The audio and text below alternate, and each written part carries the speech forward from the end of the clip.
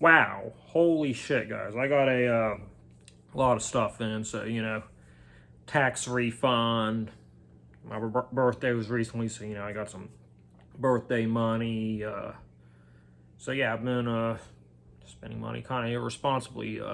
Plus, we had the holiday, so I've had a bit of a buildup of mail, and it's just all of a sudden here. I'm sure my mail delivery person hates me.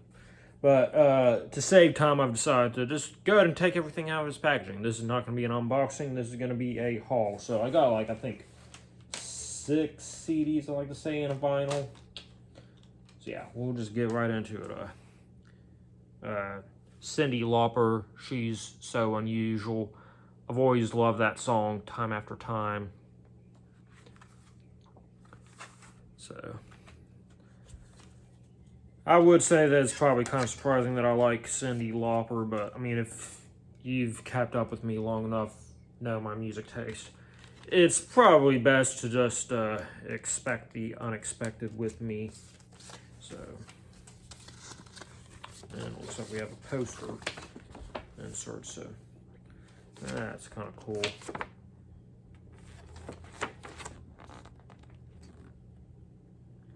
One thing that I do like is, obviously these are kind of disconnected, but at least they're both facing the same direction. I don't know why, but a lot of, these, what I call poster inserts, for some reason, a lot of times, one's going to be upside down. That just kind of annoys the piss out of me,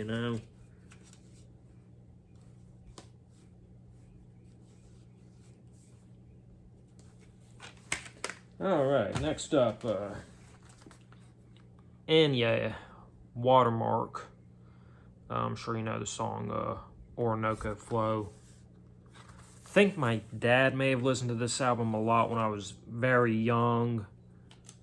I don't know, I've always associated that song Orinoco Flow with my very early childhood. We're talking maybe first 4 years or so of my life. And yeah, that song was just kind of on my mind, and now I'm not really big into streaming and digital music, but I kind of went ahead and just kind of did a quick run through. Didn't listen to everything all the way, but just to kind of see if there was any other songs on this album I was familiar with. And it seems kind of familiar, so I think my dad may have listened to this album a lot when I was young. And a lot of times, they'll have when I buy something on Discogs, they'll list down some recommendations that seller also has. I have no idea why the hell this was included with it. But yeah, I've been to get some Dream Theater in my collection. They're kind of a hit or miss band for me, but they can hit pretty hard when they do it well. I think I may have listened to this album at one point, and I enjoyed it. But yeah, it's images and words. Pretty thick little booklet that it's got in here. So, all right, here we go.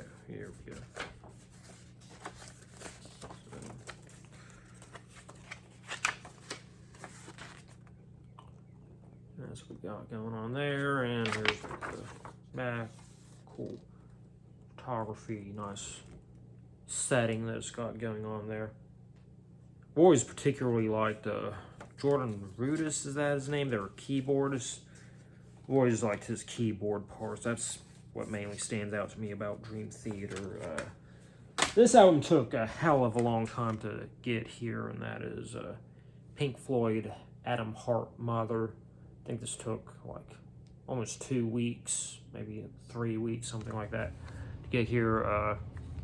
I haven't listened to much of it. I think it's supposed to have a lot of instrumental music on it, but a lot of longer songs. Yeah, I've heard a lot of people say that this is one of the worst album arts of all time. And I think that's kind of funny, I like that this center put it facing the way that I like it. I'm always picky about that for some stupid reason. And just a little 2-panel booklet with more cows everywhere. That's pretty funny.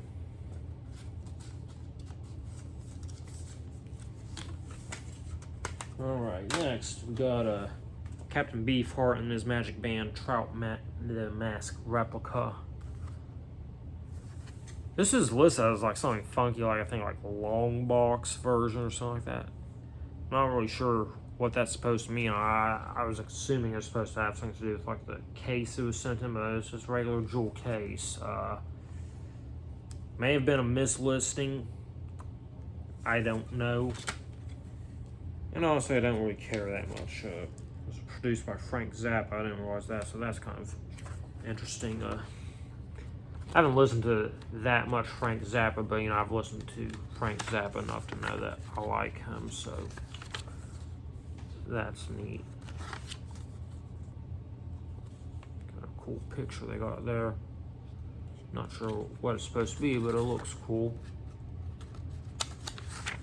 So a lot of other kind of rough sketches.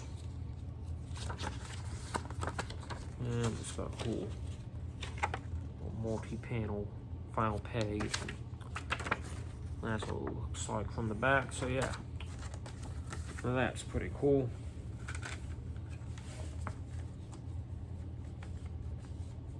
Next up from REM, I believe this is their first album, Murmur. And a stiff case. Probably some sort of recycled parts, like the original hinge. I don't think originally went with the tray part of the case. Whatever the technical terms for it, but either way, it's kind of stiff. And that's what we got in the little free panel there. And that is all my CDs. It is now time for the vinyl, and that is Paul McCartney's his first solo album featuring the song Maybe I'm Amazed. I'm kind of getting into Paul McCartney there. Got Paul McCartney in a Speedo there. See, it's a gatefold, but doesn't got anything in that first pocket, but Apple Records label there. I think this is actually the first time I've ever got a vinyl with that infamous Apple logo, so that's kind of cool. I've kind of touched on this before, but I'm not honestly that big of a fan of the Beatles. I like them all right. I want to eventually get like a box set of all their albums, that CD box set. But I mean, it's a bit of an investment for, you know, just a casual fan like me. But I would still like to get it. But I like Paul McCartney's solo music pretty well, so yeah, I'm getting some of his albums. But yeah, that's what I got for today. More on the way, and yeah, I'll see y'all then.